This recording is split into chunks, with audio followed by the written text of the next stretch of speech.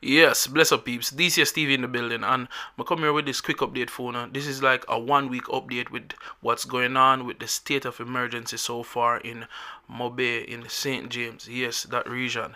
Yeah, and we also have here Andrew Holness, our Prime Minister, going through what has taken place, and so far some of the weapons they have found and so on and so forth. Also, the colonel for the JDF will also go through all the their findings so far, the gang members they have arrested, the people that they have detained in the state of emergency so far, as well as money found and so on and so forth. So just watch the video. Remember to leave your feedback. Remember to like, share, and subscribe. And don't forget to share this video. And don't forget to click your notification bell. Bless up peeps. DCS TV, I'm out. People might look at it and say, this is like an old weapon, but the experts, I'm sure, will tell you that this is just as effective as a brand new one. Yes.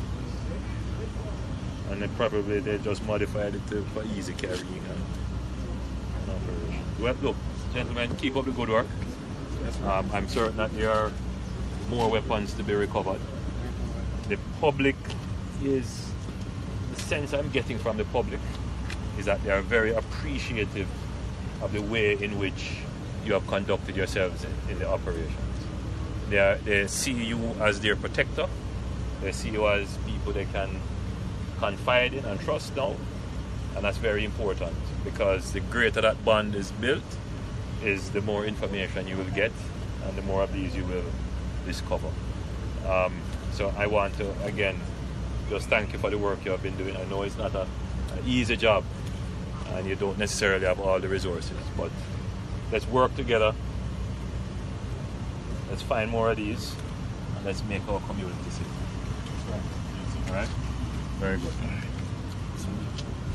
Attempt to restore the rule of law, bring normalcy to communities, and restore confidence in our abilities to stem the rising crime rate, a public state of emergency has been declared in St. James.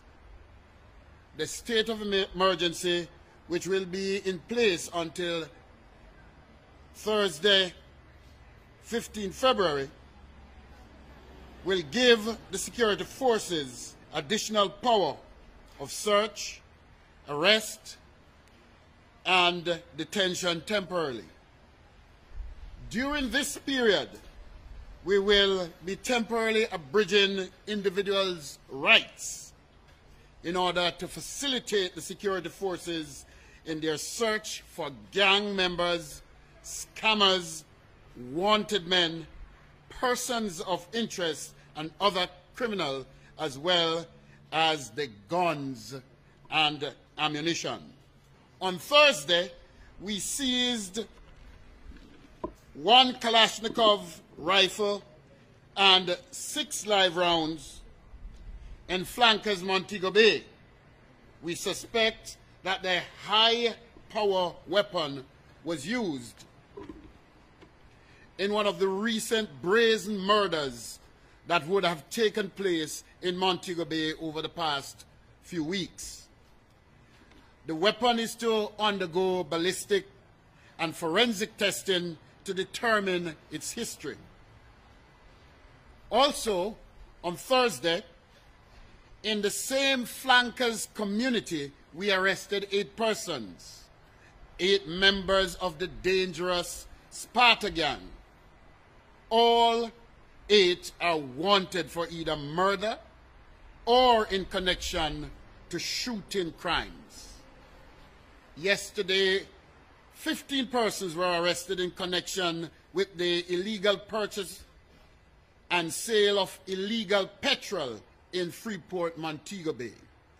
Over 5,000 liters of diesel and petrol, which was being sold from 5 illegal makeshift petrol distribution points, were also seized in that operation. In the meantime, targeted operations, vehicle checkpoints, cordon and searches, patrols and snap raids continue to put pressure on the gangs and gang members as we pledge to take back St. James. In order to more successfully carry out these operations, however, we need the support and cooperation of the citizens of St. James. Our operations are only as good as the intelligence that drives them, and that good intelligence is already out there in the community. We urge persons to use the JDF tip hotline 837 8888. I say again, 837 8888. To call and tell us what you know about criminal activities in your community. We will also be putting out photos, bulletins, and social media products about gang members, criminals, lottery scammers, and other wanted men, so that they can no longer feel that St. James is a safe haven. As a reminder, the JDF tip hotline is manned by JDF soldiers on a 24-hour basis and offers convenience and, more importantly, confidentiality. We are aware that law-abiding citizens in St. James will have concerns about high concentration of soldiers and police in the area. I say to them that our soldiers and police officers are trained to be professional in executing their duties and will give due regard to human rights and the dignity of our fellow Jamaicans, and that we are committed to do. We urge persons to acquaint themselves with the regulations and requirements governing the state of emergency so as to easily and conveniently transit the area as they go about their lawful business. There are, however, some specific guidelines that we want persons to be aware of. The following are closing hours for all businesses in St. James. Hangouts and corner spots must be closed by 6 p.m. And I deliberately say 6 p.m. because for us it is 1800 hours. So 1800 hours or 6 p.m. for you.